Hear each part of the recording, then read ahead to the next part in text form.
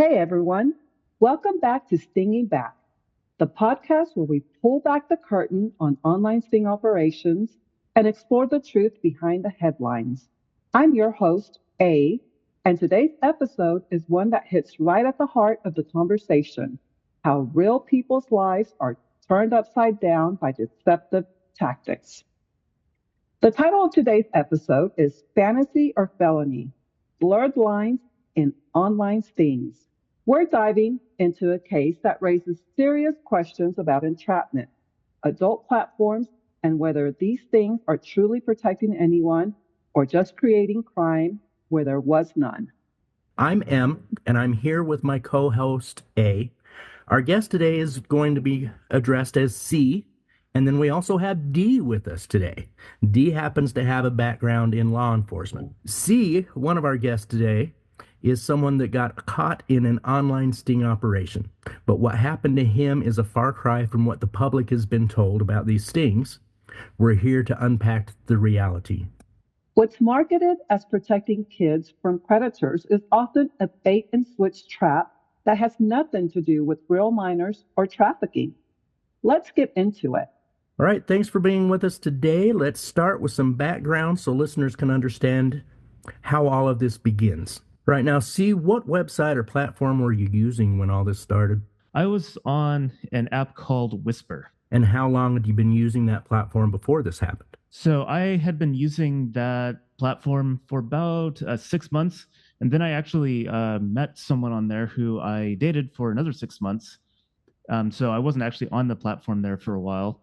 And then I had recently returned to it after breaking up with her. Right, I am a little familiar with the Whisper app, and some of the idea behind it was that you were anonymous during these exchanges. And of course, it is an adult app. You had to be a certain age to be able to use the app. Now, had you ever encountered anything suggesting minors were using that platform to meet adults?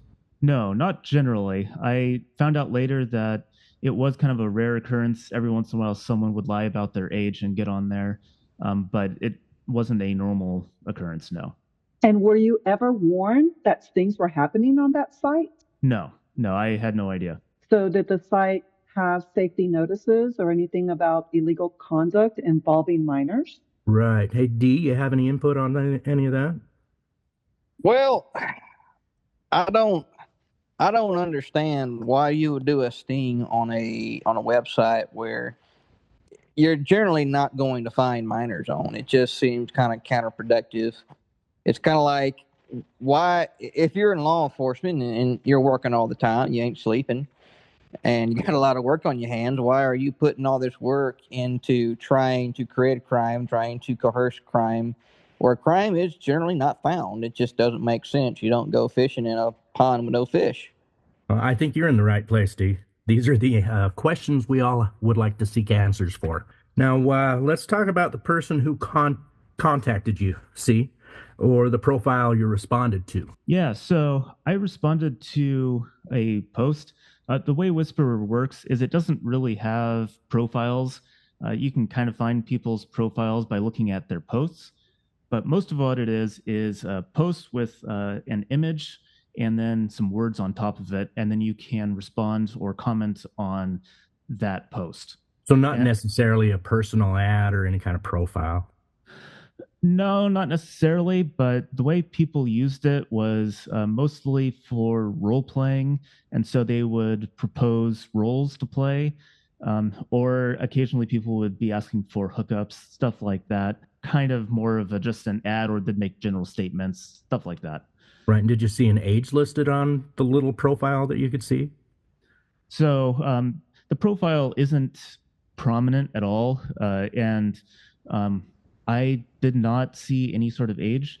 I am aware that Whisper is an 18 and over app. And so when you go onto Whisper and set up your profile, you're supposed to enter your birthday. Apparently, there's a way around that where you don't have to actually enter your birthday and it doesn't really show anything.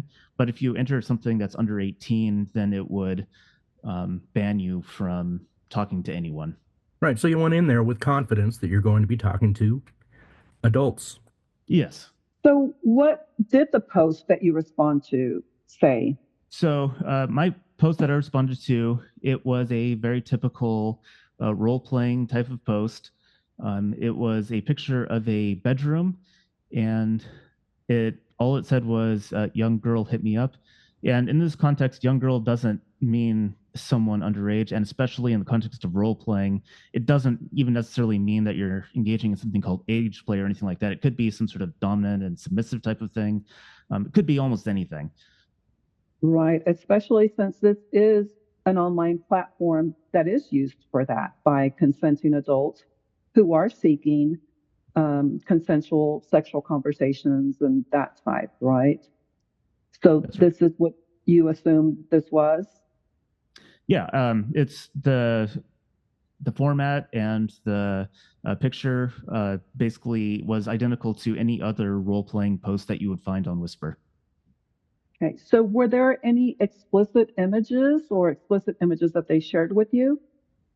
No, they did eventually share pictures. We traded basically just selfies, and but that was well into the conversation. And the picture that they shared was of a woman, mid 20s, had a bunch of piercings and stuff, and um, it was clear that it was a doctored image. It looked like it had a filter on it, but to me, it looked like it was even more than that. It looked like it was a screenshot of an image that was really pixelated. And so when I saw that, I actually immediately did a reverse image search on it because I thought this was just something that pulled off the internet.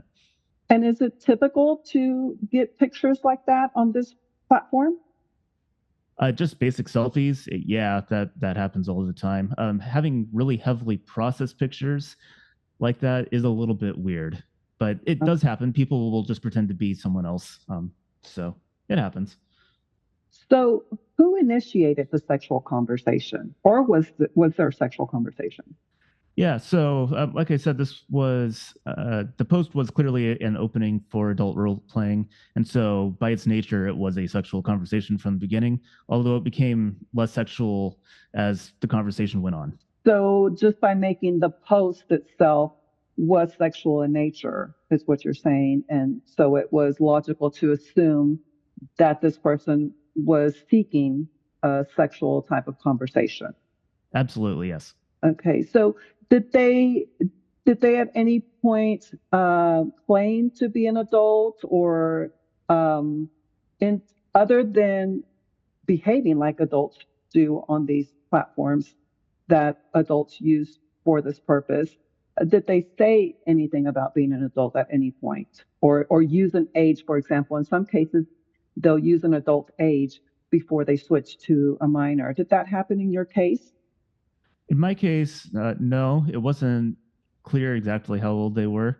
And then we were role playing for a little bit, and they claimed they were 13. But because this was in the middle of role playing, and because of the nature of the post itself, I had assumed that they were actually wanting to engage in a type of role playing called age play. And so I kind of immediately dismissed it. I didn't really play into that role play at all. I just kind of let them have their own fantasy, which is pretty typical for what you do on those type of role playing apps. Yeah, it makes Right. sense. So it was clear that this person was looking for uh, for a man to engage in sexual conversation. Was it clear that they were looking for a male or a female? Is it specified on this platform if they are seeking a male or female? No, they did not specify anything in this post. No. But they specified that they were a female. Yeah. Well, at least that they were role playing as a female. Obviously, you never know who you're talking to on an anonymous app, but they were role playing as a Right. female for sure. And so And at how what many interactions? Sorry. go ahead, Pam. Yeah, how many interactions did you have with this individual before a actual meeting was planned? Basically, they were role playing for a little bit. Well, they were role playing with me for maybe like an hour or something like that, and then they asked me to if I wanted to meet, and obviously for sexual encounter. And at first, I actually rejected the offer. They were trying to send me to a gas station to take pictures. They were really insistent that I go to this gas station to take pictures. Just very weird. And so I actually did end the conversation at that point. and then it picked up again later. I hadn't really intended on it picking up, but I happened to drive past that gas station. I didn't take any pictures, but I did say, "Oh, hey, I drove past this gas station," because it was very strange what was going on. Like, why would anyone invite me to a gas station or try to get me to go to this random gas station? It was weird. So they wanted you to take pictures of the gas station or take pictures of yourself at the gas station? No, just the gas station. And If I could just chime in for a second. Sure, D, go right ahead. I heard you make the statement that in the pixelated picture that she had posted on this app, she had like piercings and stuff like that. Where were the piercings at? All over her face. She had like a nose piercing and then some ear piercings, something like that, if I remember right. Yeah. So piercings that children cannot get is what you're saying. Yeah, absolutely. Yeah. Something that you would, you go to a piercing shop and you'd say, "Hey, I want this in my face," and the person doing it would go, "Yeah, sorry, let me see your license." Right, exactly. And I mean, if they're in school at all, someone's going to notice those kind of piercings. Yeah. And I think that's a really important kind of point, because, we make the argument of entrapment that, they coerced us, they use sexual explicit images, but very rarely do we go, well, why would you flirt that you're older than what you're perceiving? You're almost setting the field for role play, but you're doing that on purpose, which, in my opinion, that makes that entrapment. Yeah, exactly. And how old again did they claim to be when they claimed to be underage? So the only time they mentioned their age, and again, I thought it was because of the context, it made it sound like they were playing a role that was 13. It didn't mean that they themselves were 13 in the context, but 13 was the age that was thrown out there. Yeah. Have you ever seen a 13-year-old with piercings in their face? No. I haven't either. That's exactly what I was going to say. Yeah, that's an extremely good point. A 13-year-old with piercings in their face. So that's, it's very inconsistent. At what point did they claim to be underage? How far into the conversation were you? How long or how many messages had been exchanged by the time they started pretending to be 13? So it was towards, I would say, towards the beginning of the conversation while we were still role playing. Yeah. And how did you react to that when they said that? I honestly just kind of brushed it off because it was pretty clear to me that it wasn't likely or true, because what 13-year-old claims that they're 13 on an adult website? I mean, that doesn't even make sense. Why would they do that? Right. Now, I had a question coming to me. Let's see, where did it go?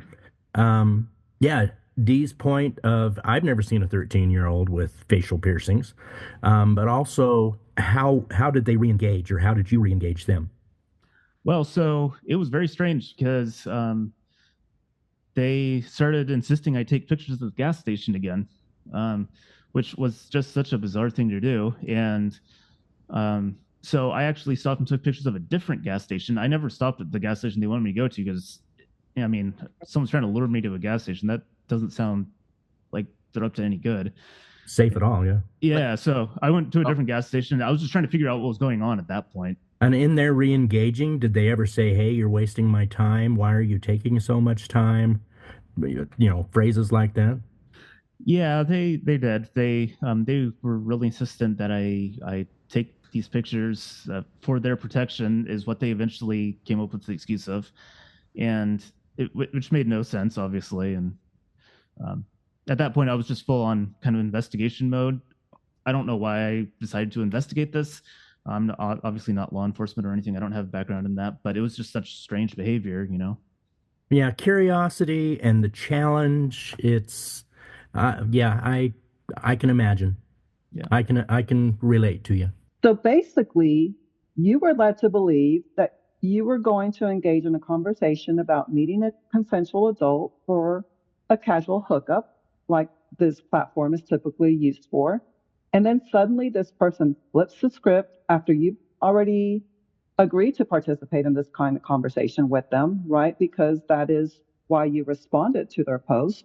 And they had a picture suggesting that this would be about engaging in a sexual conversation.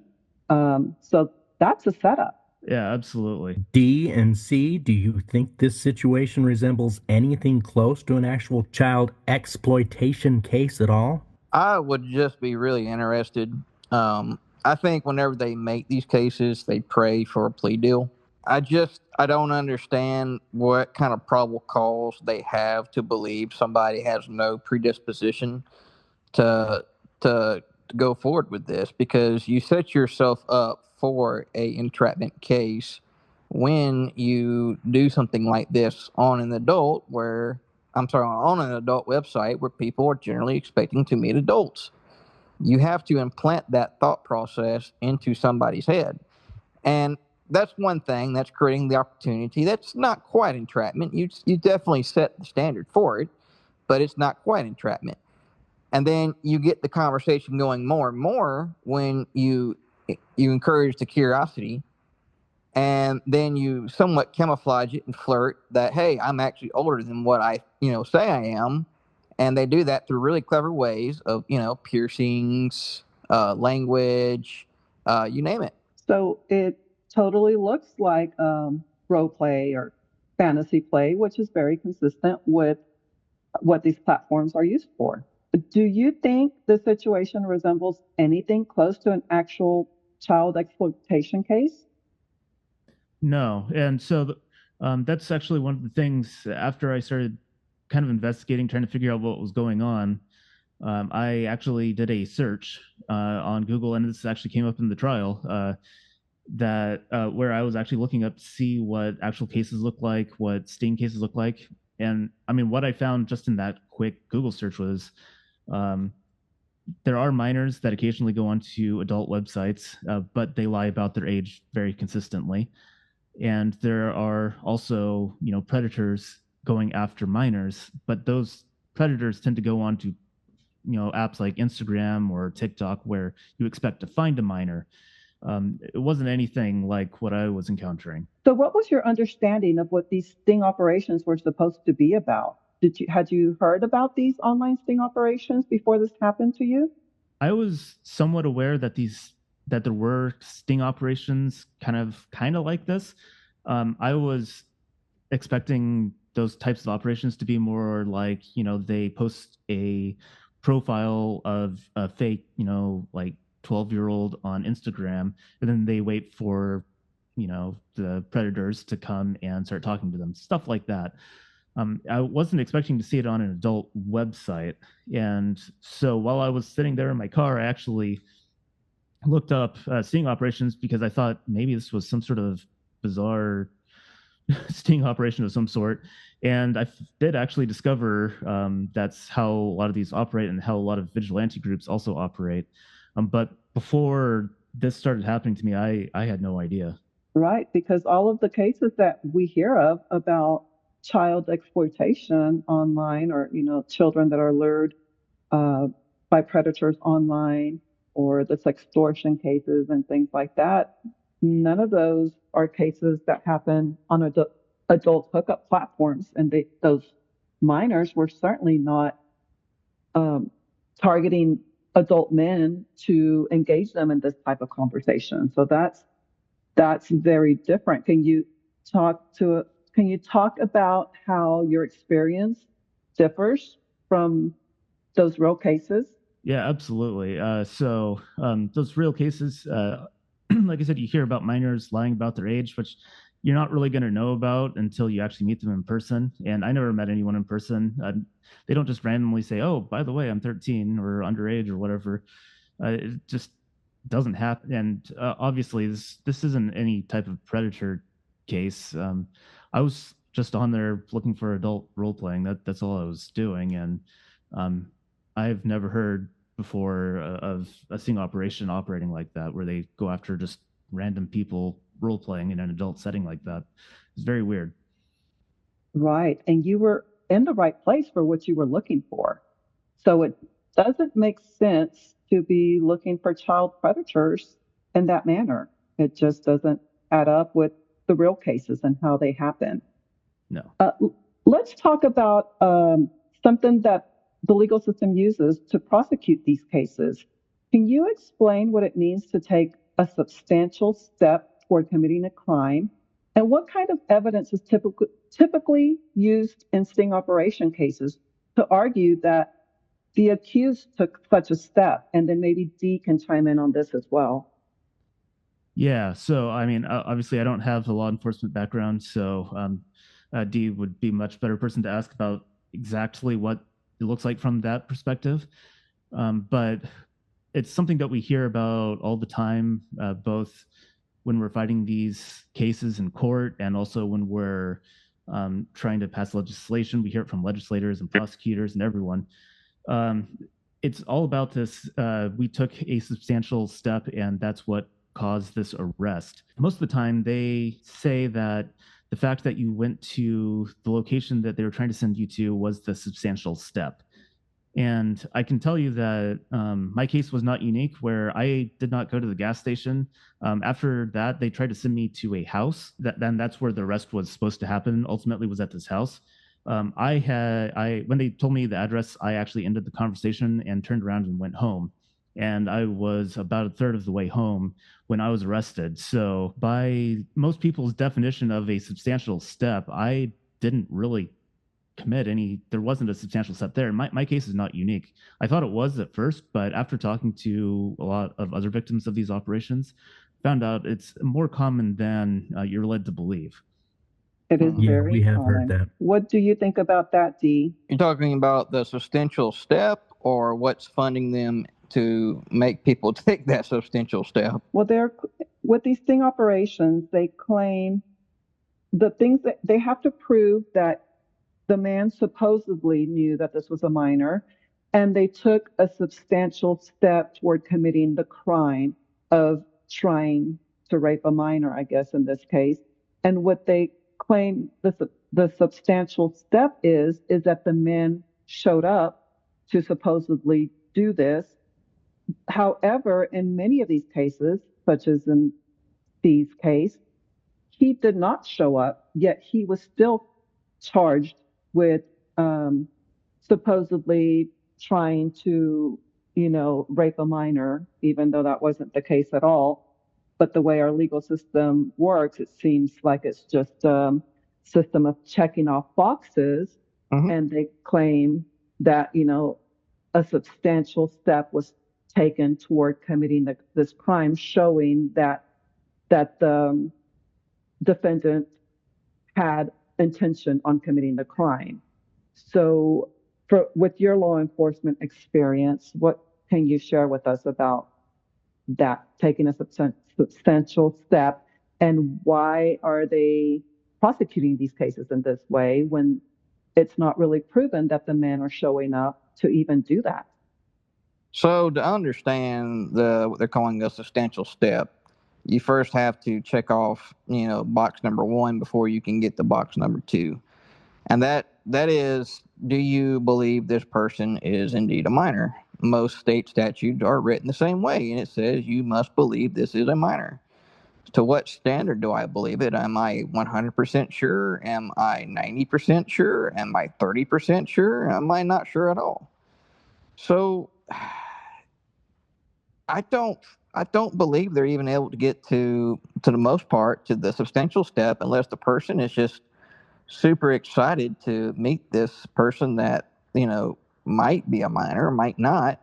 If I believe everybody I see on the internet, I would have given so much money to African queens. It just doesn't make sense. Do you believe every email you get?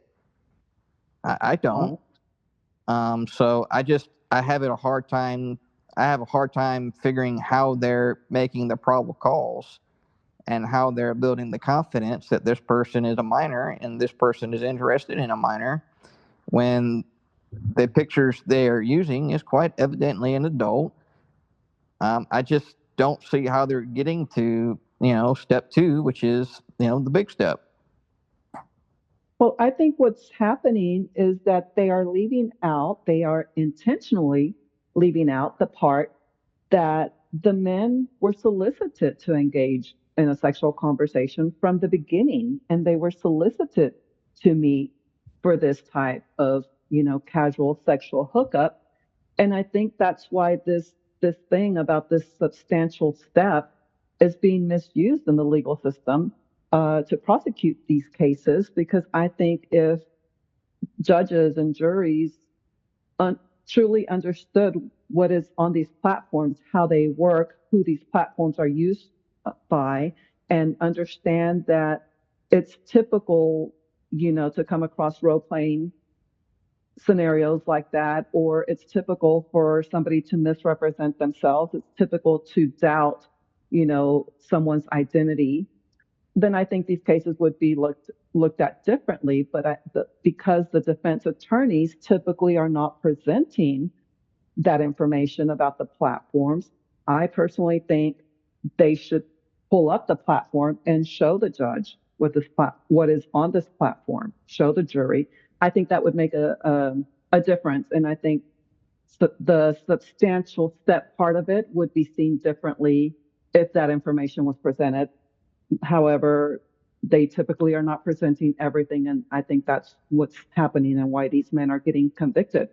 You mean For if law that. enforcement and prosecutors did things honestly in these cases? It's not. Exactly. It's doing it legally.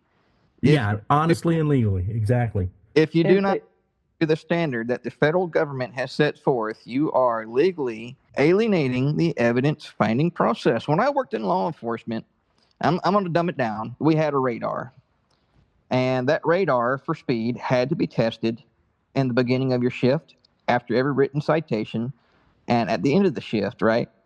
And that was simply just to make sure that that tool was functioning.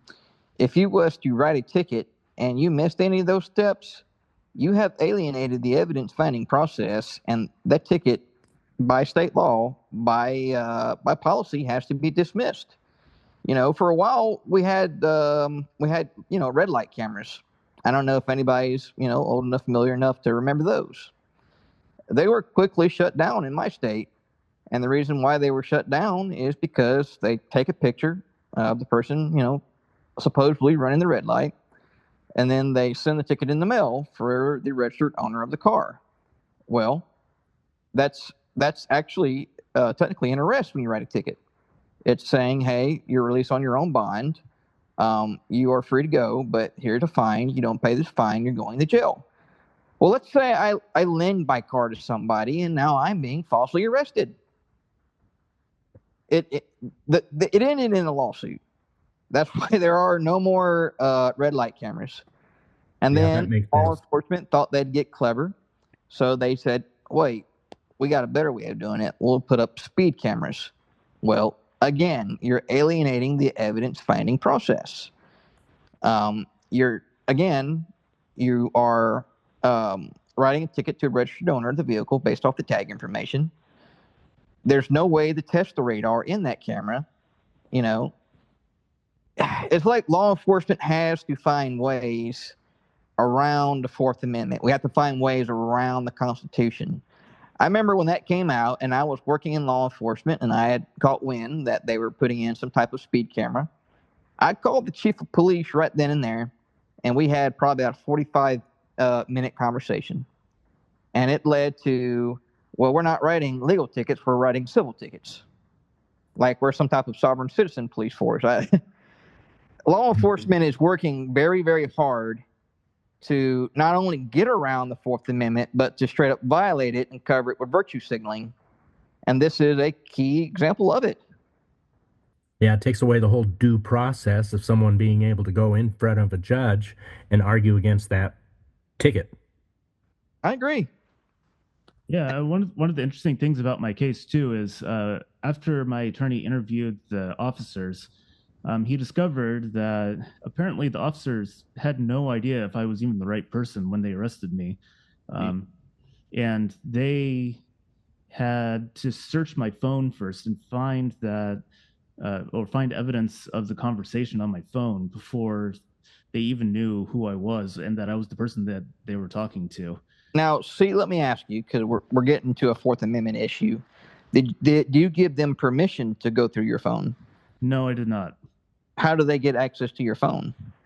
So they got a warrant, and apparently they have ways of hacking into phones. So without them knowing that you were the correct person to arrest, they were able to get a judge to sign off on a warrant based upon probable cause that you were the right person, when they later on perjured themselves saying that we actually wasn't sure. That's correct. And when my attorney brought it up to the judge, they didn't care. We keep seeing that over and over again. Legal issues brought up and they're just ignored. Let's move on to talk about how this impacts life. So, see, what impact did this experience have on you emotionally, mentally, and socially? I mean, it's been kind of a roller coaster ride since then. This happened about 5 years ago now. Jesus. And so I lost my career, and I was I wasn't teaching like in a school district, but I was working with children. And so obviously that had to end immediately. Because I lost my career, I ended up having to live in my car in a RV for a while. I changed careers. I was living in the parking lot at work for about 3 years. And then, I mean, it's basically just been every day's, it's including now, I had to take on a ton of debt to make this, to pay my lawyer. And I'm still in the last little bit of debt repayment now. I'm probably going to finish it off in the next like 6 to 9 months, something like that. But I mean, I'm just working all the time. I didn't really lose any of my friends and family or former colleagues or clients or anything like that. They all actually supported my case. They know a lot of them were lawyers, and so they knew that these cases existed and kind of what was going on.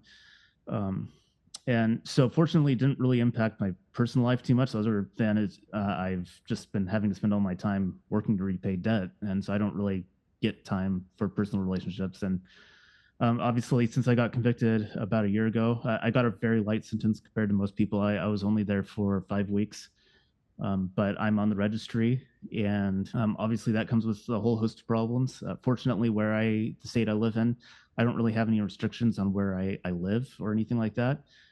But I can't really leave the state without doing a lot of research first.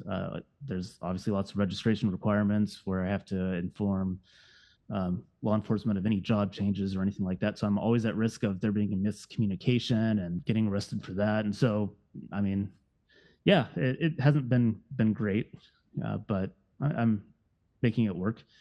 But yeah, I mean, it makes things like dating impossible now. It hasn't been good. Yeah, I'm sorry to hear all that. Yeah. Let's take a second to talk about real child exploitation and sex trafficking. Actual victims are often children already in vulnerable environments, runaways, kids in foster care, or those groomed over weeks or months. Now, according to the National Center for Missing and Exploited Children, most exploited children know their abusers. Exactly. Sex trafficking isn't someone clicking on a pornographic ad and getting tricked. It's about force, fraud, or coercion. What happened to you, see, is a trap, not a rescue operation. Real sex trafficking is systemic and predatory, not staged like this. Yet sting operations like the one our guest C went through flip the whole reality. These decoys often pose as adults, post nude photos, and use explicit language to lure men into sexual conversations. Then, after the men agree to meet or are caught up in the conversations, the decoy suddenly reveals they're underage, after sexual expectations are already set. This isn't catching predators, it's setting traps. So what do you think when law enforcement or the media claim these stings are about saving kids from trafficking or stopping child predators? It's misled, man. The media wants it so they can get views. They want to kind of create the atmosphere of, wow, look what law enforcement is doing. And law enforcement, they're loving it. Of course, law enforcement, they're piggyback on the federal grant money they're going to get from the deal. Sometimes in some of these cases, especially with ICAC, they're also paying law enforcement to also do the sting. It really just becomes about money at the end of the day. You get fined both ways. I remember when I was in law enforcement, I'd always pull somebody over, and the question would come up, well, did you hit your quota yet? Well, I would respond, I don't have a quota. There's no such thing as a quota. And geez, did I feel naive. What federal grant does to law enforcement, it turns them into thugs.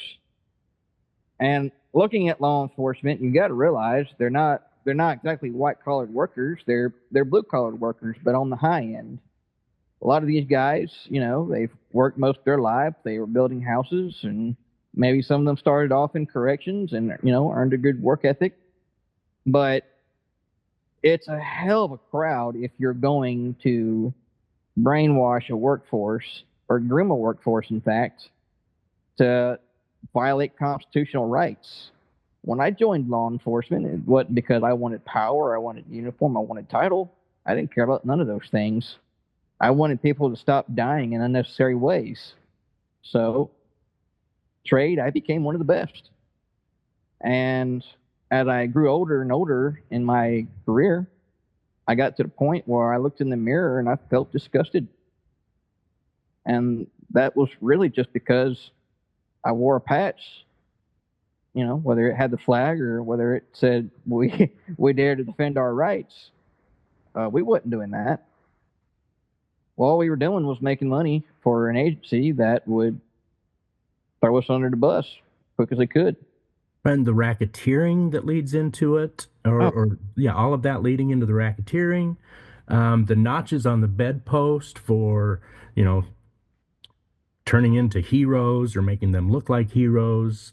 There's so much into it. See, what do you think there? Yeah, I mean, it is really disappointing. I know I talk to legislators fairly often, and I get accused of being just against law enforcement. And in principle, I'm not at all against law enforcement. I think it's important to protect kids. I have family members and people close to me that were actually exploited as children. And so to see the law enforcement officers claiming that they're stopping child trafficking or any of this, and the media supporting it and getting a lot of public support behind these operations, it's not good. I mean, it's pretty disheartening. I think law enforcement does play an important role in society, and every time they lie to the media, and every time the media, whips people up into a frenzy about this kind of operations, I think it makes it harder for law enforcement to do their job. All of us victims of these operations, we have friends and family as well, and it turns our friends and families against law enforcement.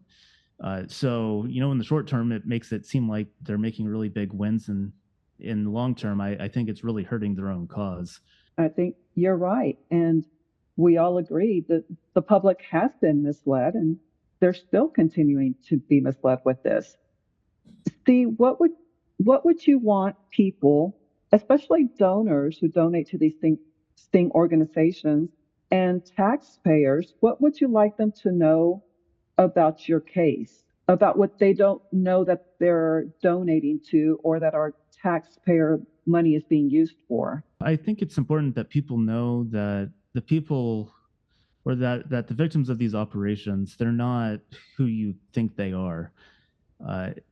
And you're spending a lot of time and money on people that don't really need help. They don't need to be removed from society. They don't need treatment programs, stuff like that. They're just ordinary people. Maybe they need counseling or something like that. Maybe they're lonely, or they're old, or they're depressed or something like that. But it's not who you think it is that's being arrested. And these operations aren't working in the way that they say they are. Right. Many times these people are going through some difficult time. As you said before, you had just come out of a relationship, so you went back on the platform. I've heard that story from many other men as well. Some of these men are actually on the autism spectrum as well. So their social skills are different, right? They're learning how to date. They don't have the social skills that most other people have, and so they're easy targets for these sting operations. Or there are, Go ahead, Em. Vulnerable mind, that's a standard for entrapment.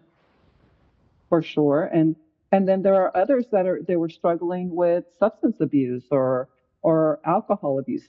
Heck, some of these men have said, I was drunk. I was drunk. I went on the adult hookup site and I was looking for a consensual adult to have this type of conversation with and to meet for a casual hookup. It's something they had done before.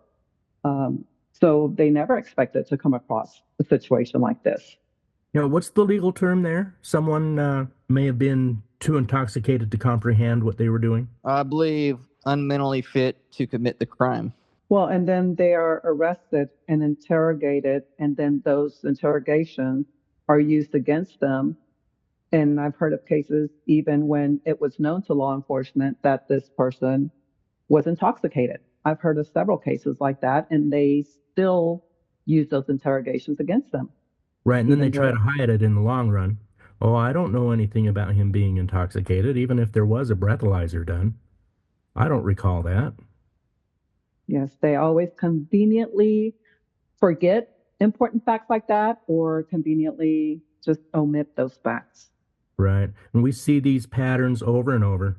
Adult platforms being used by law enforcement or vigilante groups to lure people with sexually explicit content, only to switch the narrative mid-conversation. These aren't predators that are chasing kids online. These are men that are being baited through deception. And then they use that evidence just to keep the funding coming in, to keep it rolling in, because it is all about the funding. Yeah, and the public doesn't know this.